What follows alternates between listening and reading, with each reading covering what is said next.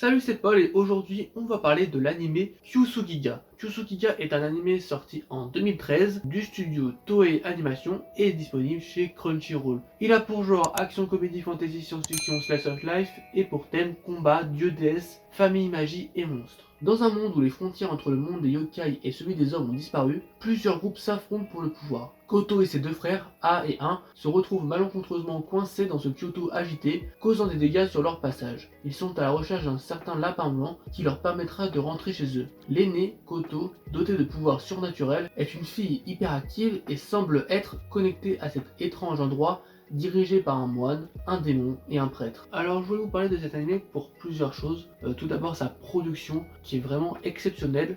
Ça se remarque encore plus quand on regarde l'épisode 0 précédent, les 10 épisodes de la série, où il y a vraiment une introduction qui est incroyable. Mais au final, tout ce qui est fait dans cet épisode 0, il est un peu remis dans les autres épisodes en fait. L'épisode 0, c'est une panoplie de séquences qui, dans leur style, seront réadaptées pour d'autres scènes, etc. Qui sont vraiment particulièrement bonnes. Et vis-à-vis de ça, la DA de l'anime est superbe. Il y a vraiment beaucoup de séquences très bonnes. Couplé à ça, des superbes OST qui, vraiment, pour tous les types de scènes, sont superbes. Donc vraiment, au niveau de la production, il n'y a rien à redire. Les seiyuu également sont très bons. Ils arrivent à mettre leur colère, leur passion, leur joie, leur peine dans cet animé. Et tout ça rend le tout globalement vraiment très bon. Au niveau de l'histoire, c'est également du très bon. Pour résumer très brièvement, c'est une ode à l'humanité et à la bêtise dans toutes ses formes et c'est un thème super bien traité durant toute l'œuvre. On comprend un peu au fur et à mesure sur quoi l'anime veut nous tourner,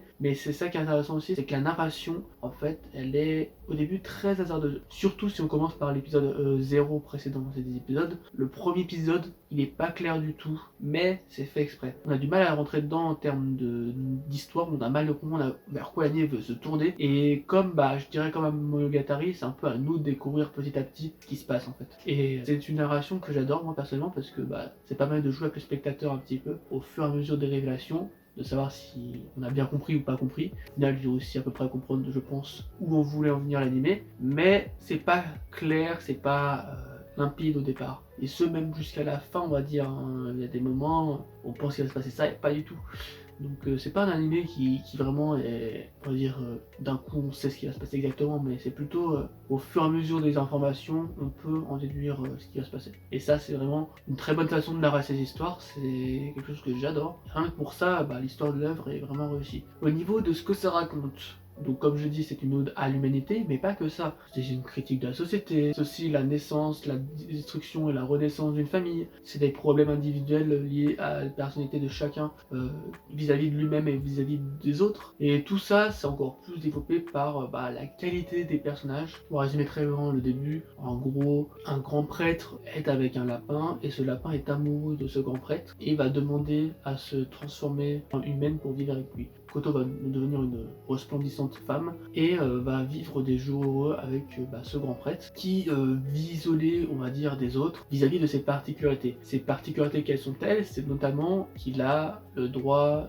de créer des choses, on va dire, en les décidant. C'est un peu comme un monde féerique où on crée des choses. Après avoir vécu un petit peu ensemble, ils vont adopter Yakushimaru, qui a un peu adopté de force, parce qu'en gros, dans sa vie, sa famille meurt dans un incendie, et lui-même veut se suicider, donc il meurt techniquement, sauf que ce grand prêtre va le faire renaître. Donc ils vont adopter Yakushimaru, qui va donc vivre avec eux, et ils vont créer donc artificiellement Kurama et Yase, qui seront donc ses frères et sœurs pour le reste de sa vie. Et ce qui va se passer, c'est qu'en fait, Kurama et un petit peu Yakushimaru, même s'ils sont heureux dans cette famille, ont envie de voir la ville, parce qu'ils vivent isolés. Et donc, le grand prêtre va créer une ville particulière pour eux, qui n'est autre que Miroirville. Voilà pour le petit résumé. Donc, dans l'idée, ce qui va être super intéressant, c'est l'évolution de Yakushimaru, qui va vraiment être incroyable. On va vraiment rentrer plus dans le détail de Yakushimaru par la suite. On va également avoir l'arrivée de Koto,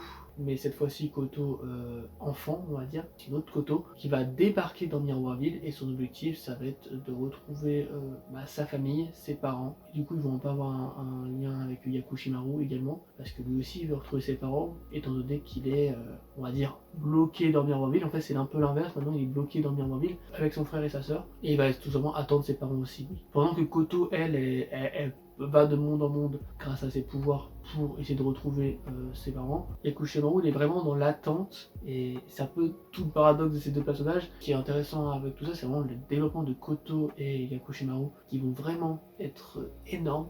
Ces deux personnages incroyables. Ce qui est également très bien avec Kyusugiya, c'est vraiment la tension des épisodes. Elle est super bien gérée et c'est un grand point. Vraiment, ce qui m'a marqué, c'est que les épisodes, pendant 3-5 minutes, ils arrivent à gérer une tension et on sait pas quand ça va se finir. Il y a, allez, 3-4 cliffhangers qui se passent et je suis en mode, quand est-ce que ça s'arrête, quoi. Et en fait, c'est pas pour s'arrêter pour un cliffhanger qui est moins bien, c'est à chaque fois c'est des cliffhangers qui sont de plus en plus hauts. Et vraiment, je trouve que c'est super bien géré. C'est pas des cliffhangers en mode des trucs illogiques, c'est vraiment des trucs qui se passent, qui sont en mode impressionnant, quoi, dans la narration. Vraiment, chaque fin d'épisode c'est quelque chose, quoi. Donc vraiment un très gros point positif, ces fins d'épisode, vraiment, elles sont très marquantes. Et ça permet de développer très bien le personnage. Au niveau de la fin, c'est aussi très bien. Comme je l'ai dit, c'est une ode à l'humanité et à la bêtise, et tout l'anime est centré autour de ça. Donc voilà, je vous conseille vraiment Kyusugiya, c'est un anime qui est super connu, et franchement, si vous aimez un peu les animés qui sortent un peu de l'ordinaire et qui